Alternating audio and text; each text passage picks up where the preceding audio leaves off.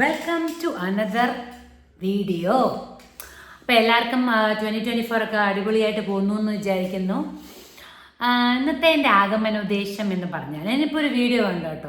ആര്യ ബഡായി അല്ലേ, ബഡായ ബംഗ്ലാവിൻ്റെ ആര്യയുടെ ഓഫീസ്, അവർക്കൊരു സാരി കട പോലെ സെറ്റപ്പ് ഉണ്ട്. അപ്പോൾ അവിടേക്ക് വിളിച്ചിട്ട് ഒരാൾ അശ്ലീല സംഭവങ്ങൾ പറഞ്ഞു എന്നൊക്കെയാണ് പരാതി. അപ്പം ഞാനിപ്പം ഈ വീഡിയോ എടുക്കാനുണ്ടായ കാരണം എന്ന് പറഞ്ഞാൽ ഈ കഴിഞ്ഞ ദിവസം എൻ്റെ ഇമെയിലിലോട്ട് എൻ്റെ യൂട്യൂബിലെ എൻക്വയറീസ് എന്ന് പറഞ്ഞ് ഞാനൊരു ഇമെയിൽ ഇട്ടിട്ടുണ്ട്. ആ ഇമെയിലിലോട്ട് വന്നൊരു ഫോട്ടോ ആണ്. അപ്പം ഞാനിപ്പം എൻ്റെ ഫാമിലി, എൻ്റെ മക്കളും ഹസ്ബൻഡിൻ്റെ കൂടെയൊക്കെ ഇരിക്കുകയാണ്. അപ്പോഴാണ് ഞാൻ ആ ഒരു സിറ്റുവേഷനിലാണ് ഞാൻ യൂഷ്വലി ഇമെയിലൊക്കെ ചെക്ക് ചെയ്യുന്ന പോലെ ചെക്ക് ചെയ്ത് പെട്ടെന്ന് ഞാൻ ഒരു പെട്ടെന്നൊരു ഫോട്ടോ ആണ് ഇങ്ങനെ ടബേ എന്ന് പറഞ്ഞ പോപ്പപ്പ് ആണ്. ഫോണിലാവുമ്പം ആ അറ്റാച്ച്മെൻറ്റ് അപ്പം തന്നെ ഓപ്പൺ ആവുമല്ലോ.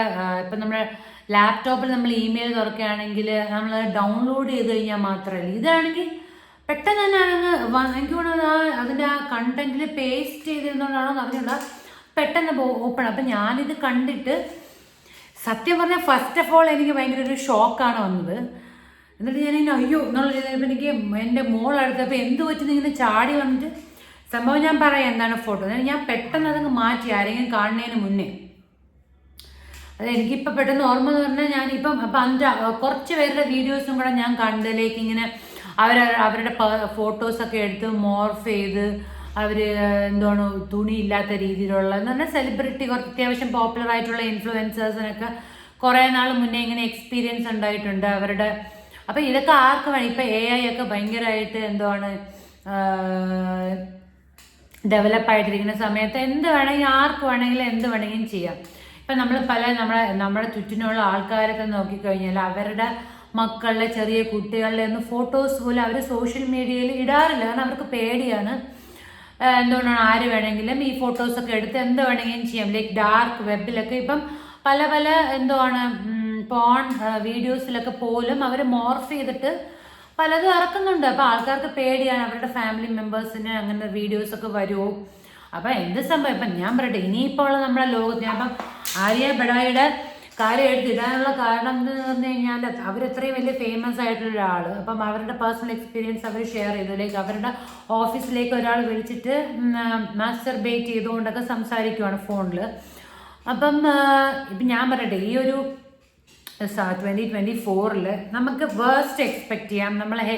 ഈ ഒരു ഡിപ്പാർട്ട്മെൻറ്റ് നമ്മൾ ആരെങ്കിലും ഹെൽപ്പ് ചെയ്യുമെന്ന് പറഞ്ഞാൽ നമ്മളിപ്പം സൈബർ സെല്ലിനടുത്ത് പോയി കംപ്ലയിൻറ്റ് ചെയ്ത് അവർക്ക് എനിക്ക് തോന്നുന്നു ഇതിന് ഡബിൾ മടങ്ങിനുള്ള കംപ്ലയിൻസിന് ഡേ ടു ഡേ ബേസിസിൽ കിട്ടിക്കൊണ്ടിരിക്കുന്നു. ഇതിനൊന്നും സൊല്യൂഷൻ അവർക്ക് കണ്ടുപിടിക്കാനായിട്ട് കോമൺ നമ്മളെപ്പോലുള്ള സാധാരണക്കാരെ ചെന്ന് പറഞ്ഞാൽ അവർക്ക് അതിന് ഫസ്റ്റ് ഓഫ് ഓൾ അവരുടെ പ്രയോറിറ്റി എന്ന് പറഞ്ഞാൽ ഇതിനെക്കാട്ടി എത്രയോ വലിയ സംഭവങ്ങളായിരിക്കും. അപ്പം എനിക്ക് തോന്നുന്നത് ഈ സൈബർ സെല്ലിലേക്ക് പുറകെ തന്നെ സമയം കളയാതെ നമ്മുടെ ഫാമിലിനെയും നമ്മുടെ ചുറ്റിനുള്ള ആൾക്കാരെയൊക്കെ പറഞ്ഞൊന്ന് മനസ്സിലാക്കുക എന്താണ് ഏതാണ് ഇങ്ങനെയൊക്കെ സിറ്റുവേഷൻസ് വന്നു കഴിഞ്ഞാൽ എന്ത് ചെയ്യണം. അല്ലെങ്കിൽ പലർക്കും ഇത് കാണുമ്പം തന്നെ ഒരു ട്രോമ പോലെയാണ്, അല്ലെങ്കിൽ അവരുടെ ജീവിതം തന്നെ തീർന്നു എന്നുള്ള സിറ്റുവേഷനിൽ അവർ പല അഡ്വേഴ്സ് സംഭവങ്ങളും കാര്യങ്ങളും പോയി ചെയ്യും.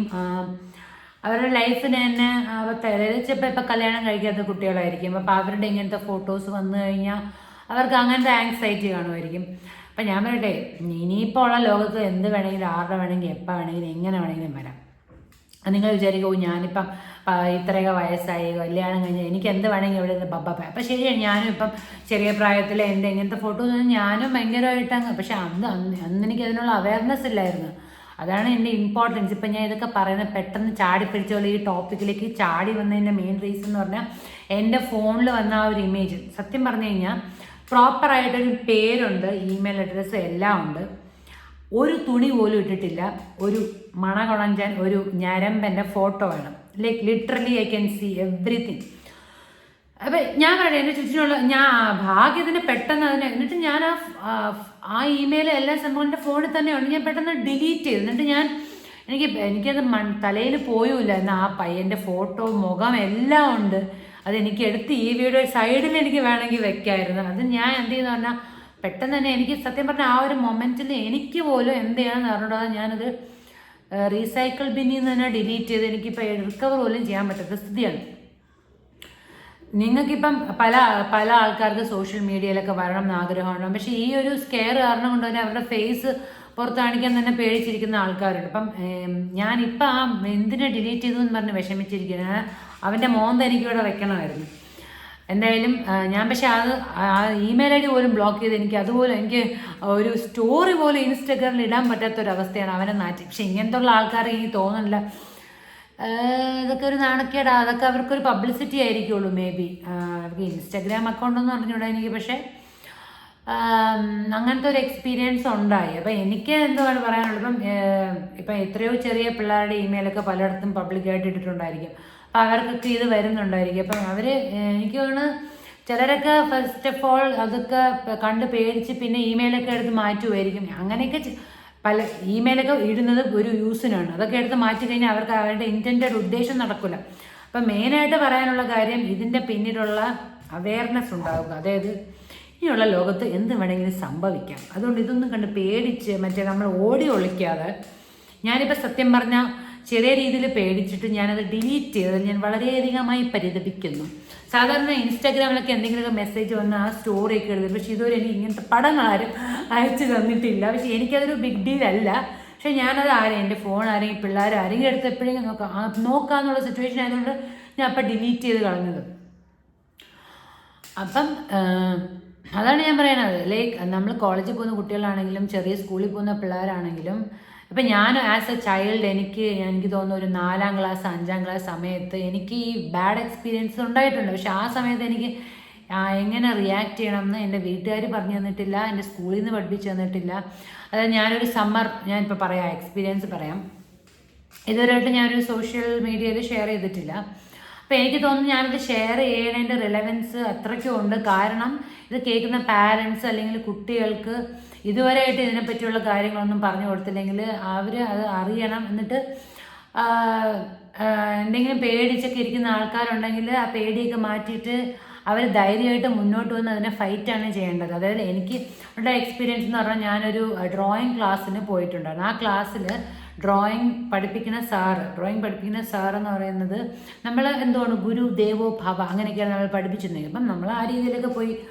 ഈ പുള്ളിക്കാരൻ കുറച്ച് ഞരമ്പനായിരുന്നു. പുള്ളിക്കാരൻ ഡ്രോയിങ് പഠിപ്പിക്കുന്നതിനിടയിൽ കൂടെ അത്യാവശ്യം നമ്മളെ പരിപാടികളൊക്കെ മനസ്സിലായല്ലോ എന്താണ് ലൈൻ എന്ന്. അപ്പം അന്ന് എന്താണ് ഏതാണെന്ന് എനിക്ക് സംഭവം മനസ്സിലാവുന്നത്. ബസ്സിലൊക്കെ നമുക്ക് എപ്പോഴാണ് തന്നെ പോയി തുടങ്ങിയത് മേ ബി 9ാം ക്ലാസ് 10ാം ക്ലാസ്. അപ്പോഴൊക്കെ നമുക്ക് ബാക്കിൽ നിന്നൊക്കെ കുത്തുപിടിയൊക്കെ വരും. അപ്പം നമ്മൾ പെട്ടെന്ന് റിയാക്ട് ചെയ്യും. അതൊരു കുറച്ചും കൂടെ കൂടിയ പ്രായത്തിലുള്ള നമുക്ക് കുറച്ചും കൂടെ റിയാക്ട് ചെയ്യും. പക്ഷേ ഈ 4ാം ക്ലാസ് 5ാം ക്ലാസ് പഠിക്കുന്ന സമയത്തെ നമ്മൾ പിള്ളേരെ റിയാക്ട് ചെയ്യിപ്പിക്കാൻ പഠിപ്പിക്കണം എന്നുള്ള കാര്യം. അതായത് ഇപ്പം ഇവനൊരു ചെറിയ കാര്യത്തിൽ നമ്മൾ വീട്ടിൽ എന്തെങ്കിലും ആർഗ്യുമെൻറ്റ് നമ്മൾ അവരെ എന്ന് പറഞ്ഞ് ഇരുത്തി കഴിഞ്ഞാൽ അവർക്ക് സംസാരിക്കാനുള്ള ആ ഒരു ഇതാണ് നമ്മൾ ബേസിക്കലി സ്റ്റോപ്പ് ചെയ്യുന്നത്. കുട്ടികൾ നന്നായി സംസാരിക്കുന്നുണ്ട്, ആർഗ്യുമെൻ്റ് ചെയ്യാനായിട്ട് അവർ ചെയ്യുന്നുണ്ടെങ്കിൽ കുറേയൊക്കെ നമ്മൾ അവരെ എൻകറേജ് ചെയ്യണം. ഒരു പരിധി വിട്ട് കഴിഞ്ഞാൽ നമ്മൾ എന്തായാലും അവരെ സ്റ്റോപ്പ് ചെയ്യും. പക്ഷേ ഇപ്പോഴൊന്നും എനിക്ക് തോന്നുന്നില്ല. പക്ഷേ എനിക്ക് അന്നത്തെ കാര്യമാണ് ഞാൻ പറയുന്നത്. അന്നൊന്നും നമുക്ക് അധികം ഒന്നും സംസാരിക്കാൻ പോലും പറ്റില്ല വീട്ടുകാരുടെ അടുത്തുനിന്ന്. എപ്പോഴും നമ്മളിങ്ങനെ ശാന്ത സ്വഭാവിയായിട്ടിരിക്കുക. അതിൻ്റെയൊക്കെ പ്രശ്നം എന്ന് പറഞ്ഞാൽ നമുക്കൊരു പബ്ലിക് സ്ഥലത്ത് വെച്ച് നമുക്കൊരു പ്രശ്നം വന്നാൽ എനിക്ക് ഇപ്പോഴും റിയാക്ട് ചെയ്യാൻ കുറച്ച് പാടാണ്. അപ്പം ഞാൻ പറഞ്ഞു വരുന്നത് ആ സമയത്ത് ഇപ്പം ഒരു ദിവസം ഫുള്ള് ഞാൻ അത് എൻഡ്യൂർ ചെയ്തിട്ടുണ്ട്. 2ാമത്തെ ദിവസം ആയപ്പോഴാണ് എനിക്ക് തന്നെ വീട്ടിൽ തന്നെ പറയാൻ പറ്റുന്നില്ല. ഞാൻ ജസ്റ്റ് ഇങ്ങനെ കരയും. അപ്പം വീട്ടുകാരെ ഒന്ന് ചോദിച്ചപ്പോഴാണ് ഞാൻ പറയുന്നത് ഇയാൾ ശരിയല്ല, ഇയാൾ അവിടെ എവിടെയൊക്കെ പിടിക്കുന്നു എന്നുള്ള രീതിയിൽ പറഞ്ഞപ്പോഴാണ് വീട്ടുകാർ പോയി അയാളെ പോയി ഡീൽ ചെയ്തത്. അപ്പം ബേസിക്കലി ഇങ്ങനെയൊക്കെ ഒരു സംഭവങ്ങൾ വരുമ്പോൾ കൊച്ചുകുട്ടികളുടെ മനസ്സിലൊരു ട്രോമ. അത് ഞാൻ പറഞ്ഞ ആ ഒരു ഫേസിലേക്ക് അവരെ കൊണ്ടുപോകാൻ മുന്നേ തന്നെ അവരെ റിയാക്ട് ചെയ്യിപ്പിക്കാൻ പഠിപ്പിച്ചാൽ അതൊക്കെ പല സംഭവങ്ങളും നമുക്ക് അവോയ്ഡ് ചെയ്യാൻ പറ്റും. അത് ഞാൻ പറയുന്നത് നിങ്ങൾക്ക് മേക്ക് സെൻസ് ചെയ്യാൻ പറ്റുന്നുണ്ടോ? നമ്മൾ ഈ സൈബർ സെല്ല്, പോലീസ് ഇവർക്കൊക്കെ ചെയ്യാൻ പറ്റുന്നതിൻ്റെ ഒരു ലിമിറ്റുണ്ട്. അതായത് ഇതുപോലത്തെ ഒരു 10,000 കേസുകളായിരിക്കുന്നത്. അതിന് മുന്നേ നമ്മൾ തന്നെ അവിടെ അതിന് റിയാക്ട് ചെയ്ത് പരിഹാരം കണ്ടുപിടിച്ചാൽ നമുക്കും വീട്ടുകാർക്കും എല്ലാവർക്കും പകുതി പണി കുറയും. അല്ലെങ്കിൽ കുറേയൊക്കെ ഈ സൈബർ സംഭവങ്ങളിലേക്ക് ഫോട്ടോ വരുന്നത് അതൊക്കെ നമുക്കൊന്നും ചെയ്യാൻ പറ്റില്ല. അതിനെയൊക്കെ നമ്മൾ പ്രോപ്പറായിട്ട് തലയിൽ കയറ്റി വെക്കണം. ഇതിനൊന്നും ഇനി ഒരു സൊല്യൂഷൻ ഇല്ല. എന്ത് വേണമെങ്കിലും സംഭവിക്കാം. നമുക്ക് ചെയ്യേണ്ട കാര്യങ്ങൾ നമ്മൾ കറക്റ്റായിട്ട് നമ്മളിപ്പം ഒരു സോഷ്യൽ മീഡിയ ഇൻഫ്ലുവൻസർ ആവണം. പക്ഷെ നമുക്ക് പേടിയാണ് നമ്മുടെ ഫോട്ടോ നമ്മുടെ വീഡിയോ എല്ലായിടത്തും വന്നു കഴിഞ്ഞാൽ ആരെങ്കിലും എടുത്ത് അതിന് എന്തെങ്കിലുമൊക്കെ ചെയ്യുമോ എന്ന്. ഇനിയിപ്പോൾ ഉള്ള കാലത്ത് ആർക്ക് വേണമെങ്കിൽ എന്ത് വേണമെങ്കിലും ചെയ്യാം എന്നും പറഞ്ഞാൽ നമുക്ക് വേണ്ട കാര്യങ്ങൾ നമ്മൾ ചെയ്യാതിരുന്നിട്ട് എന്തെങ്കിലും പ്രയോജനമുണ്ടോ? അതില്ല. പിന്നെ നമ്മൾ കേസ് കൊടുക്കാം, അത് ആർക്കെങ്കിലും എങ്ങനെയെങ്കിലും ഉപകാരം എപ്പോഴെങ്കിലും വരും എന്ന് വിചാരിച്ച് കേസൊക്കെ കൊടുക്കാം. പക്ഷെ അതിന് സൊല്യൂഷൻ കിട്ടുമെന്നുള്ളത് നമ്മൾ ഒരു ഗ്യാരണ്ടി ഇല്ല. കാരണം നമ്മൾക്ക് സാധാരണക്കാർ നമുക്കൊന്നും ചെയ്യാൻ പറ്റില്ല, ആരൊന്നും സഹായിക്കാനൊന്നും പോകുന്നില്ല. സഹായിച്ചാൽ ഈ സമയം എടുക്കുക, എപ്പോൾ ജസ്റ്റിസ് കിട്ടും ആർക്കും ഒരു ഐഡിയ ഇല്ല. അപ്പം ഞാൻ പറഞ്ഞു വന്നതിൻ്റെ മെയിൻ പൊരുൾ എന്ന് പറയുന്നത്, അല്ല ഇപ്പോഴത്തെ പിള്ളേർ പഴയതുപോലെയൊന്നും അല്ല. അവരെ ഒരുപാട് മീഡിയ വഴി എല്ലാം പകുതി എൻ്റെ 4 ക്ലാസ്സിലുള്ള ബോധമല്ല ഇപ്പോഴത്തെ 4ാം ക്ലാസ്സിലുള്ള പിള്ളേർക്ക്. അതിൻ്റെ ഇരട്ടിയുടെ ഇരട്ടി കാര്യങ്ങൾ അറിയാം, അവർ കുറച്ചും കൂടെ ഫേസ് ചെയ്യാനുള്ള ധൈര്യമുണ്ട്. പക്ഷേ എല്ലാ പിള്ളേരും അങ്ങനെ ആവണമെന്നില്ല. പല സാഹചര്യത്തിൽ നിന്ന് വരുന്ന ഫാമിലിയിലുള്ള കുട്ടികളൊക്കെ ഉണ്ട്. അപ്പം ബേസിക്കലി ഈ ചെറിയ പ്രായം തൊട്ടേ അവരെ അതിനെ എങ്ങനെ നമുക്ക് തരണം ചെയ്യാനുള്ള ആ ഒരു ബോധവും അല്ല ആ ഒരു ധൈര്യം ഉണ്ടാക്കിയെടുക്കാം എന്നുള്ള ഒരു ബേസിക് ഒരു പാരൻറ്റിൻ്റെ ചാലഞ്ചാണ്. അപ്പം ഇങ്ങനത്തെ കഥകളൊക്കെ കേൾക്കുമ്പോഴാണ് അതിൻ്റെ സിഗ്നിഫിക്കൻസും ഞാനടക്കമുള്ള പാരൻസ് മനസ്സിലാക്കേണ്ടത്. അപ്പം ഞാൻ അതുകൊണ്ടാണ് ഞാൻ പറയുന്നത്, ലൈക്ക് എന്തെങ്കിലും ഒരു ചെറിയ ഇപ്പോൾ ഒരു ബുള്ളിങ് ആണെങ്കിൽ പോലും ഒരു കുട്ടിക്ക് ഫേസ് ചെയ്യേണ്ടി വരുവാണ് വേറൊരു കുട്ടിയുടെ. അപ്പോൾ ആ സമയത്ത് അവർ മിണ്ടാതെ ഇങ്ങനെ തിരിഞ്ഞു പോകാൻ പറഞ്ഞ് പല സമയത്തും തിരിഞ്ഞു പോകാൻ പ്രശ്നങ്ങൾ ഒഴിവാക്കുമ്പോഴാണ് നല്ലത്. പക്ഷേ ഒരു പരിധി വരെയൊക്കെ നമുക്ക് വേണ്ടി നമ്മൾ സ്റ്റാൻഡപ്പ് ചെയ്യണം. അത് ചെയ്യിപ്പിക്കാനായിട്ട് പിള്ളേരെ പറഞ്ഞ് മനസ്സിലാക്കണം എന്നുള്ളതിൻ്റെ ഇമ്പോർട്ടൻസ് ആണ് ഞാൻ ബേസിക്കലി പറഞ്ഞുകൊണ്ടിരിക്കുന്നത്. എല്ലാവർക്കും ഒരേപോലെ നമുക്ക് വേണ്ടി സ്റ്റാൻഡപ്പ് ചെയ്യാൻ പറ്റില്ല. നമ്മൾ വിചാരിക്കുക അവർ നമ്മളെ ഹെൽപ്പ് ചെയ്യും, ഇവർ നമ്മളെ ഹെൽപ്പ് ചെയ്യും, അങ്ങനെ നടക്കാൻ പോകുന്നില്ല. നമുക്ക് വേണ്ടി നമ്മൾ തന്നെ നിന്നാലേ പറ്റൂ. സെൽഫ് ലവ് എന്നൊരു സംഭവം എല്ലാവരും ഉണ്ടാക്കിയെടുക്കണം. ഇപ്പം നമ്മളിപ്പം എന്തായാലും ഇപ്പോൾ ഫാമിലി ലൈഫാണെങ്കിലും എന്താണെങ്കിലും എപ്പോഴും നമുക്ക് ആർഗ്യുമെൻറ്റ്സ് എന്ത് വേണമെങ്കിലും നമുക്ക് വരാം. പിന്നെ വിഷയത്തിൽ നിന്ന് മാറിപ്പോവല്ല. ബേസിക്കലി സെൽഫ് ലവ് എന്നൊരു സംഭവം നമുക്കുണ്ടെങ്കിൽ ആർക്കും നമ്മളൊന്നും ചെയ്യാനും പറ്റില്ല. ആരുടെ വാക്കുകളാലും ആരുടെ പ്രവർത്തികളാലും നമുക്കൊരു വിഷമവും തോന്നില്ല. കാരണം നമ്മൾ ഓൾറെഡി നമ്മൾ എന്താണ് സെൽഫ് മെയ്ഡാണ്. നമുക്കിപ്പം ആരെന്ത് പറഞ്ഞാലും നമുക്കൊരു ഒരു കുന്തവും ഇല്ല എന്നുള്ളൊരു സംഭവമുണ്ട്. പിന്നെ ഡീൽ ചെയ്യാനുള്ള ആളുകൾ അവിടെ വെച്ച് തന്നെ അപ്പം തന്നെ നോ പറയേണ്ട സമയത്ത് നോ പറയുക. അങ്ങനത്തെ സംഭവങ്ങളൊക്കെ വളരെ ഇമ്പോർട്ടൻ്റ് ആണ് ഇപ്പോഴത്തെ കാലത്ത്. പലർക്കും ഇല്ല എന്നെക്കൊണ്ട് പറ്റില്ല, അല്ലെങ്കിൽ എനിക്ക് ചിലപ്പോഴൊക്കെ എനിക്ക് ഭയങ്കര പാടാണ്. കാരണം ഞാൻ അങ്ങനെയല്ല വളർന്ന് വന്നിരിക്കുന്നത്. പക്ഷെ ഞാനിപ്പോൾ കുറേയൊക്കെ ട്രെയിൻ ചെയ്ത് വരുന്നുണ്ട്. പക്ഷേ ഇങ്ങനെ അതിൻ്റെയൊക്കെ ആവശ്യകതകൾ പലയിടത്തും മനസ്സിലാക്കിയത് കൊണ്ട് ഉള്ള ഒരു ഇതാണ്. സോ ആ ഞരമ്പൻ ഈ വീഡിയോ ഇപ്പോൾ കാണുന്നുണ്ടോ എന്ന് എനിക്ക് അറിഞ്ഞൂടാ. എനിക്ക് ആ ഫോട്ടോ അയച്ചു തന്ന ആ ഞരമ്പൻ ഇനി ഒന്നും കൂടെ എനിക്ക് എന്തായാലും അയക്കാൻ പറ്റില്ല, കാരണം ഞാൻ ബ്ലോക്ക് ചെയ്തു. പക്ഷേ ഗോയിങ് ഫോർവേഡ് എനിക്ക് ഫസ്റ്റ് എക്സ്പീരിയൻസ് ആയതുകൊണ്ടുള്ള ഒരു അന്താളിപ്പാണ്. പക്ഷേ എനിക്കത് ഈ ഒരു സമയത്ത് എനിക്ക് പ്രത്യേകിച്ച് ഒരു ഇഫക്റ്റും ഇല്ല. പക്ഷേ ഞാനത് വേറെ ആർക്കെങ്കിലും ആണത് കിട്ടിയിരുന്നെങ്കിലുള്ള ഇഫക്റ്റ് എന്ന് പറയുന്നത് ഞാൻ പറയുവാണത് ഡീൽ ചെയ്യുക. അത് നിങ്ങളുടെ വീട്ടിലോ നിങ്ങളുടെ കൂടെയുള്ള ആൾക്കാർക്ക് ഇത് ഡീൽ ചെയ്യാൻ നിങ്ങൾ ഇതുവരെ സംസാരിച്ചിട്ടില്ലാത്തൊരു സംഭവമാണെങ്കിൽ ദയവ് ഇത് സംസാരിക്കുക. ഞാൻ സംസാരിക്കും എൻ്റെ കുട്ടികളുടെ അടുത്ത്. അതുകൊണ്ട് എനിക്കിങ്ങനൊരു സംഭവം അയച്ച് തന്നതുകൊണ്ടും അല്ലെ കിട്ടിയത് കൊണ്ടും ആ ചേട്ടന് ഉള്ളിൻ്റെ ഉള്ളിൽ വെച്ച് ഞാൻ നന്ദി പറഞ്ഞുകൊള്ളുന്നു. പോയി ചത്തോടെ ചേട്ടാ നിങ്ങൾക്കൊക്കെ ഓൾസോ. ഓക്കെ, അപ്പം പറഞ്ഞാൽ അവർ പോയി ചാവാനൊന്നും പോകുന്നില്ല.